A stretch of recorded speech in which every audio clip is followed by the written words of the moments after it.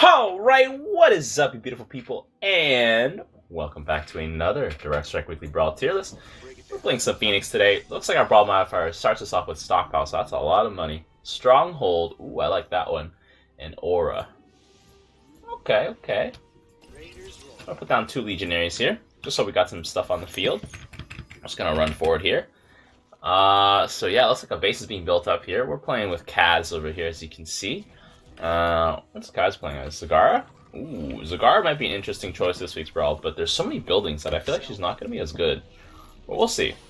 Oh no, they're Stalkers! That's so strong. Stalkers with their ability to just constantly stack over and over again. I'm going to get Legionary Charge here because I kind of want my Legionaries to have some charge. Am I against these Stalkers? I am against these Stalkers. And they're Vorazun Stalkers. Huh. What am I gonna do? I don't think I want fire, do I? I could go blood, because Fenix's units have so much health. Like, this guy's 200 health. But blood's generally not worth it on a Protoss commander. That's the only thing. I'm gonna turn this guy into Caldalis first.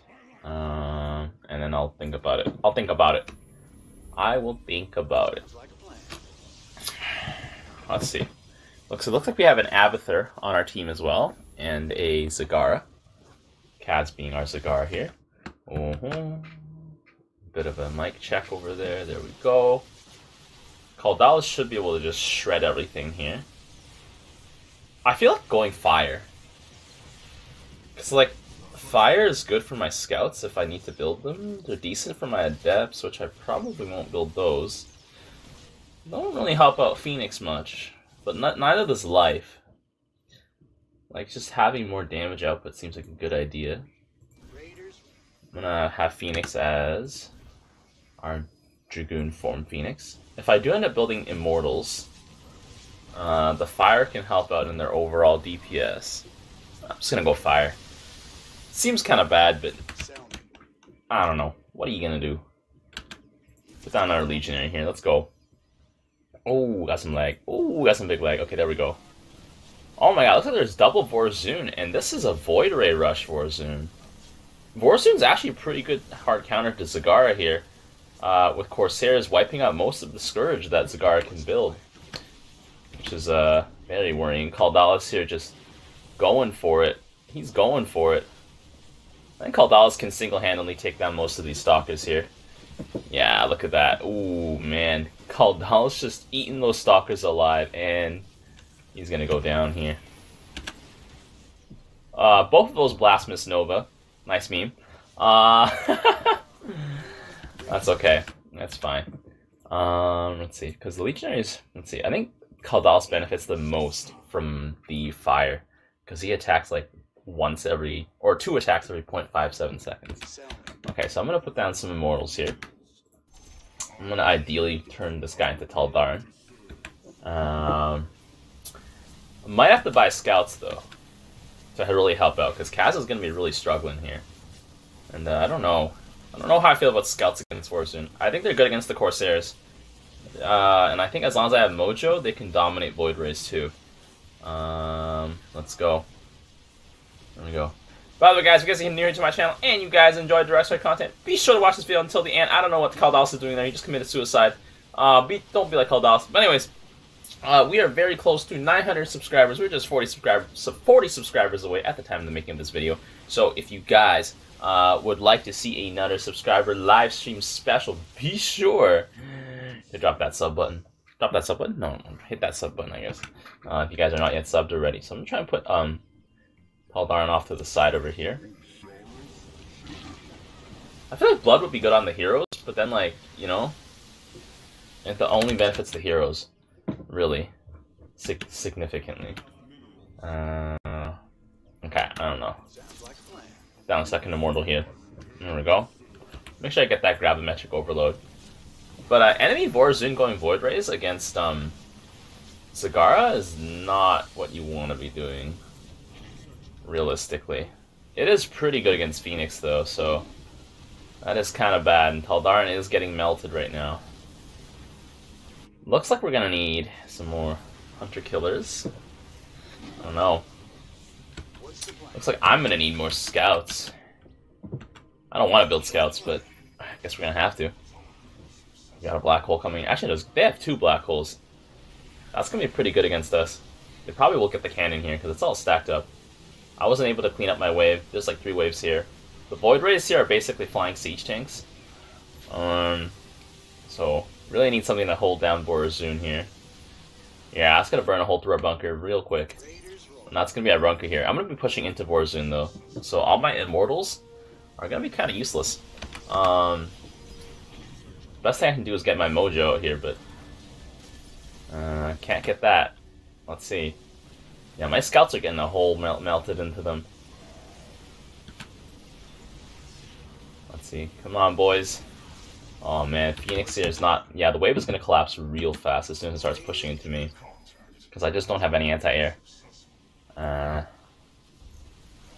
Avatar doesn't really have any real anti-air either. He's got a bunch of queens. Thing is, enemy Borazun... Oh, actually, no, he's got some Mutalisks. There's just so many units here stacked up. It looks like we're just going to get overrun here. That is just the nature of the situation here. Those hunter killers are doing their best. Avatar's dropping some mens. I mean, he better be dropping some mens here. Otherwise, we're about to lose. Damn, we got tanks coming in as well. Tanks are going to be really good this week because of Stronghold. They're like extra good. Okay, hopefully Mojo can do something about this. All I have is Mojo. Oh god. That's so bad. Like, I'm just getting melted here. Hopefully the Nexus can do something. Oh my god, he wasn't able to get his blast off? Oh, Jesus. Running on a whole... Like, those Void Rays? Jesus. They don't play around with those buildings. Okay. That's what happens when your wave collapses. I don't think so. Oh man. Is that a joke? It's a meme. All signs point to yes. No, just some candy. Let's see. Those hunter kills are gonna have a hard time getting through those Hellbat Rangers because they're so thick. And there's some tanks I'm trying to push into as well. I'm gonna need some... Those tanks are the real things that are gonna kill us here. I'm gonna need some legionaries here to really just, you know... Oh god, Mojo! Come on! Jesus Christ. I can't deal with these Void Rays. I'm just trying to clean up some of these tanks as well, like... There's so much stuff going on here. Come on! That's the thing I don't like about scouts. They have really short range. Like, they got 5 range, 7 range. They have to get so close. An enemy Void Rays here... I mean, I feel like these Mutalisks will be able to counter the Void Rays. So, until Corsairs start coming out, we're not going to really be in trouble. Once the Corsairs do start coming out, ooh, that's going to be bad news. Also, Scouts are mostly useless against Nova, if Nova builds Goliaths. Which Nova hasn't done so yet. But she might. There we go. And the thing is, Mojo, I think, is better against light air. If I recall correctly. Because he has that, like, blast here. I'm going to put the cannons down right in front of our Nexus here. If I can just sort of bring it over. What's the plan? Let's see. Alright. The Scouts have so much range that they just got deleted instantly. I need something like Adepts to deal with this. I don't know. I actually don't know what to do here. I'm gonna get Talus. Maybe she can figure out something in these dark times. Oh my god, Abathur's Mutalisks are just gonna get completely shredded by these Void Rays. Dalska's probably gonna be it. Unless the Nexus here... Oh my god, yeah, double Black Hole is just gonna be killer here. That's probably gonna end the game. This is why Borazun's pretty strong with the Black Hole. Nah, our Nexus ain't gonna survive that. Boom. Look at that. Whew. We just got blasted. We just got wiped, boys. And there's... Actually, no, these are some stealthed Void Rays here. Let's look at the overview here. Jesus. That was the enemy Warzone here. On our team, I actually dealt like medium damage, but that's because like I had to tech switch. Thought I was dealing with stalkers. Ended up not being stalkers. Cats are killing the most minerals with them hunter killers. I don't know. That's why I don't like Fenix Air. It just doesn't cut it. You know, you got like Mojo has such small range. He's got range of 6, right? And his suppression procedure is really his best thing, which like just like is a little blast that does some AOE, and then they stun. But like, that's it. That's all he got. Like all the other scouts too is just like, scouts kind of suck as an anti-air. I don't know. They just don't have the range. And then like Void Rays, once they're all charged up, they just burn through. Oh, this guy had fire on his Void Rays. No wonder he burned through everything. All right. Well then, let's go on to the tier list right now. All right, and we are back. Let's get right to it. So, as per usual, gameplay is we're gonna talk about the auras, overall strategy, and commander rankings. Let's get right into it. If you guys enjoy this stuff and you just skip right to the tier list, be sure to drop a like and a sub for more Direct Strike, especially if you guys are not subbed yet. Let's go. So we have, for auras, we have stockpiles. We start with some extra cash. We have strongholds. We have a nice base being built up around us, which is going to be great for tanks. And we have aura, which buffs your units with a powerful aura that you get to pick. So yeah, let's just move forward here. Overall strategy, I think you just got to play someone with tanks or someone who has great stacking siege. And you know, that could be a lot of things, right? But for the most part, I'm thinking tanks, because tanks come in like the largest numbers available to the most number of commanders, and they come at a pretty low price. And otherwise, you want to play a commander that can deal with tanks very easily, or like, you know, can tank them, can destroy them, can just, you know, run them over. So here's what I think of the tier list. So I think on the S tier is definitely Manx, because Manx has Shock Division, which is hands down the best tank in the game. Okay, couple that with the fact that Manx is a very powerful, aggressive, early game aggro. And if you get any of the auras that give you life, give you ice, like for example ice, give you armor. Actually, armor's not as good. Give you attack damage, right? Any of those ones, they're so good on him because, well, he can buy a lot of small boys, which will run forward, which will die as cannon fodder for the most part, but they will also do a lot of damage in the process. And your shock divisions in the back will be able to contest any tank line your opponent can throw up, provided that you are going tank line as well. And your opponent goes air, then you can just like comfortably black hammer them into the ground. So yeah, Manx S tier for sure, hands down. Next, I think is Dahaka. Dahaka has the potential to just be very thick, and you can just buy a bunch of Ultralisk and just Ultralisk, Zergling, Roach, Impaler, Igniter, and do like a death stack overrun thing, like a Zerg Swan kind of basically. But your whole purpose is just trying to focus on the overrun, because Dahaka himself can tank quite a lot. And yeah, I mean, you can also get Creeper Host, you know, as the game progresses as well. So that also gives you some AoE siege tanks as well. Kind of like siege tanks, not exactly.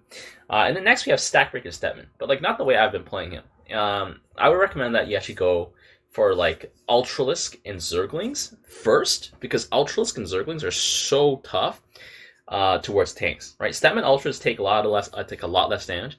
Stepman Zerglings basically will never die to tanks, right? You put those two together and you can completely destroy anything that exists on the ground. And you can have Corruptors to deal with stuff in the air. Not as great, you know, not as powerful, not as effective. But like if you're just going pure ground, just go that, and then like have Banelings follow up behind your Ultralisk and your Zerglings, because the Banelings can jump. So once the Ultralisk have engaged your opponents, boom, they're all stuck in position. Especially if they're tanks, Electrostatic Shock will stun them, and the Banelings come in and completely wipe them clean.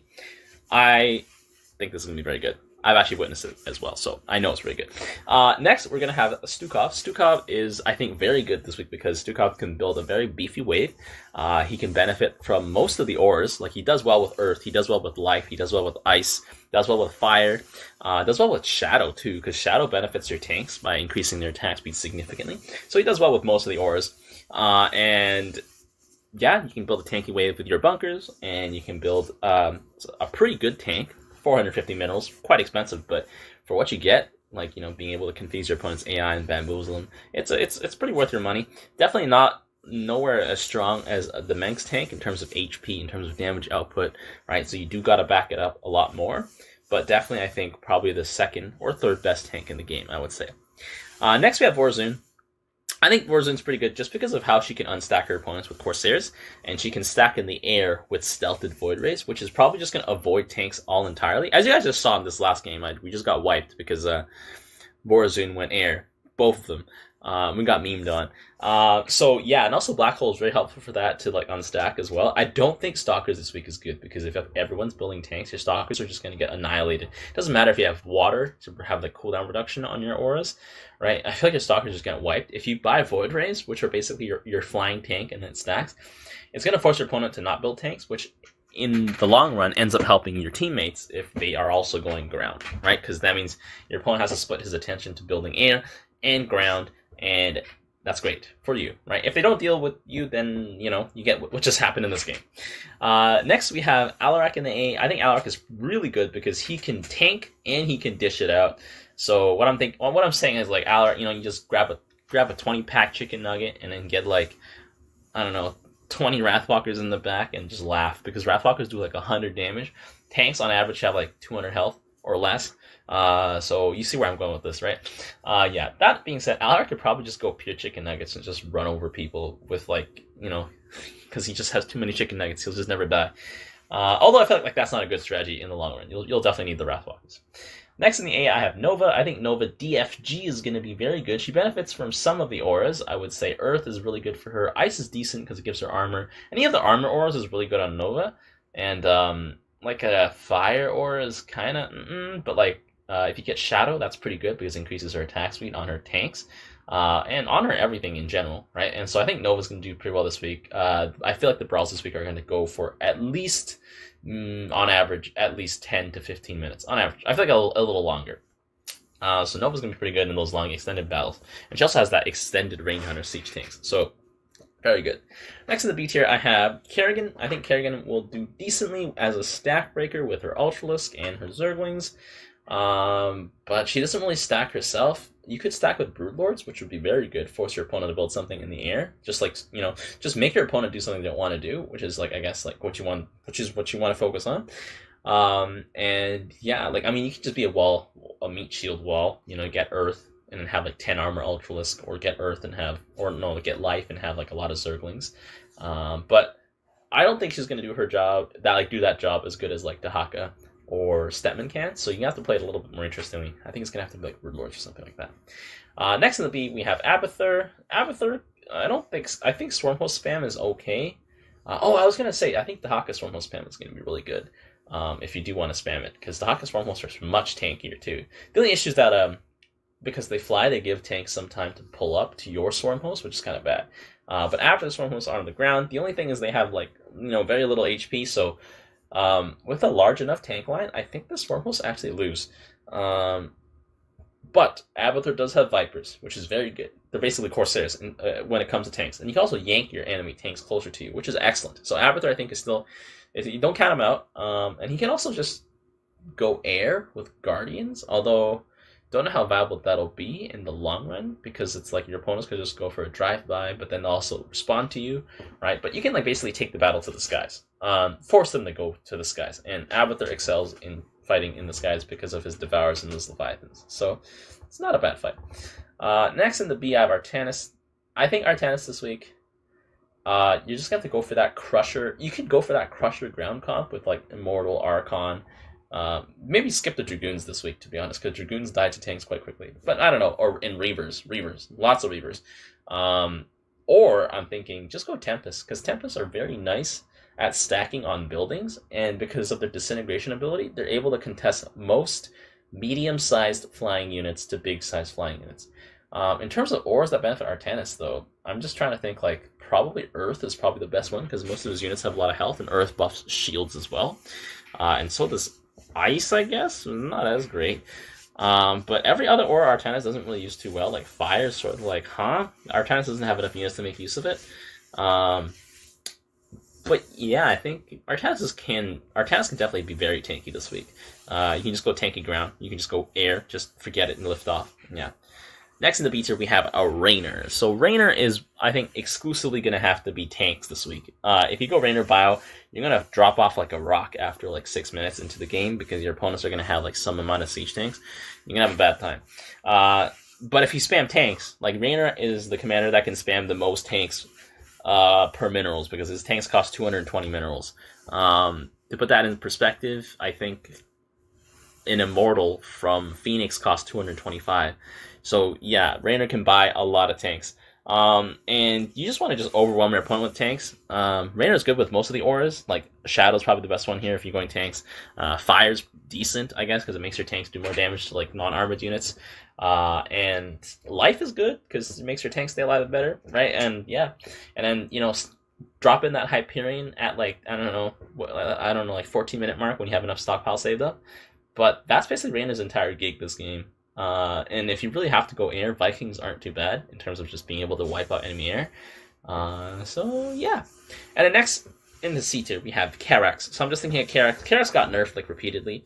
I think his beam will be pretty useful this week, but other than that, like Karax has to go for a tempo win. I don't think he can ever go for like a, you know, army on army win, unless it's like a pure ground battle and your opponent decides to not buy any air units at all.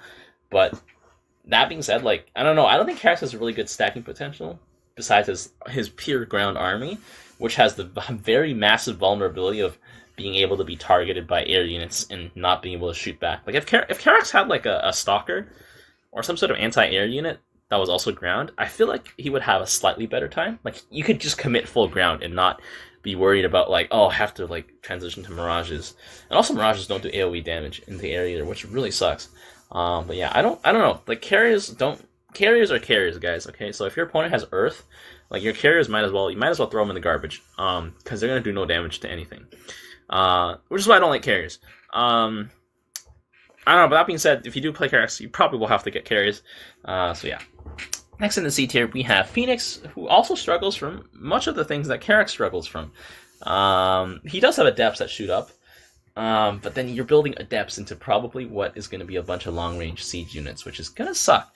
And I don't know, Fenix, like, you'll probably have to do, like, stuff that, like, Kerrigan is doing, or, like, Dahak is doing, which is you just run in with, like, lots of Legionaries and, like, Praetor Phoenix, and just hopefully blow up your opponent's wave. And you have to win by tempo, I don't think Phoenix can take things to the late game this week. Like, yes, Clolarian is very strong as a carrier, but Clolarian is the only good carrier, I would say, in the game, because he has, like, that solar beam. But then, like, every other carrier that you build as Phoenix is just gonna suck, because of the fact that they're carriers. Like, if you get Fire, that's pretty good. If you get Shadow, that's pretty good. But if your opponent gets, like, Earth, that basically counteracts everything you've just gotten. And I don't know. Like, I downplay carriers a lot because, like, they struggle against high armored targets, right? And not every commander has access to high armored targets, and not every commander can, you know, grab high armor targets out, like just have them out quickly, right? But, you know, still, it's a legitimate worry, right? It's a very hard counter. Next in the C tier, we have Han and Horner. I have Han and Horner placed here because I'm a little suspicious about what Han and Horner can do this week. Because I don't think ground Han and Horner is going to work out, especially if you're driving up into tanks. Air Han and Horner is probably going to take the form of Wraiths, especially if you want to clean up your opponent's ground units. I don't think Daemless Vikings, unless they have like that 50% bonus HP breakpoint, can really contest enemy tanks, like on a ground battle. Like once they've reached that 50% bonus HP, like I think definitely, but like you're gonna have to have so many Hellbats to get there, because you really don't want to be building Reapers to get there, because Reapers are just a waste of money. That being said, like Assault Galleons could be useful. Like they could do something, but like they're Assault Galleons, so like, you know, you can't build them alone. I mean, with Stronghold, maybe.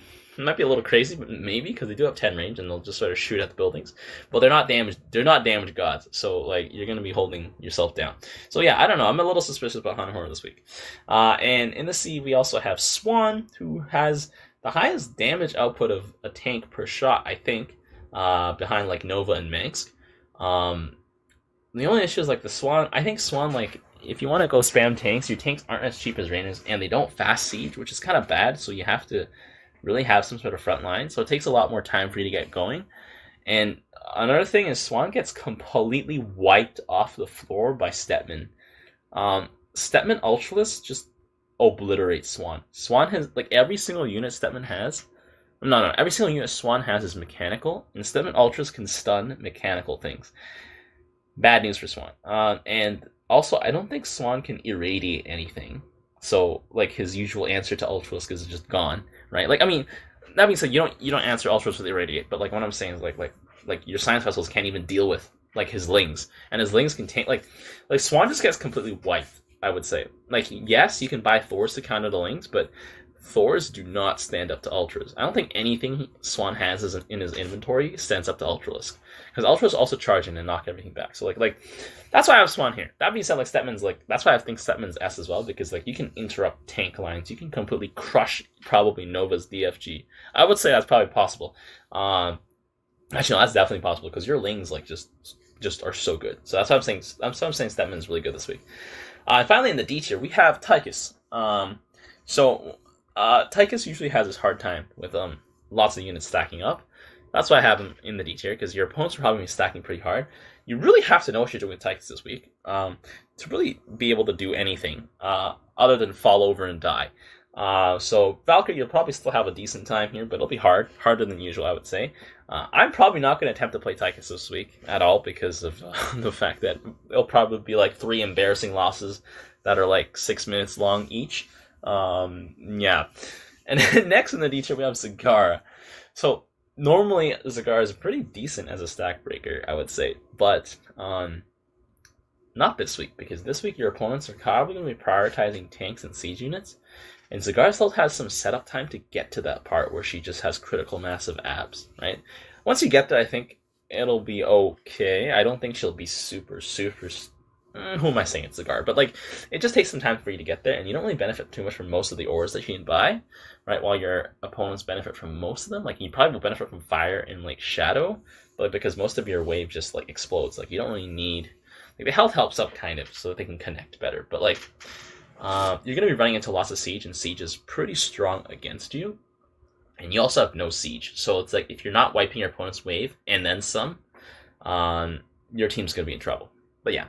So that's it for the tier list. I hope you guys let me know what you guys think. If you guys enjoyed this tier list, be sure to leave a like. Pop down some comments in the comment section down below if you guys have any alternative views on, I guess, like... you know, my thinkings on the commanders, because obviously I don't think I have the most accurate, and this isn't like the end all and be all, so it's just sort of my perspective. So let me know what you guys think. Maybe there's some things that I missed, some interactions that I might have missed, but yeah. And until next time, I'll see you.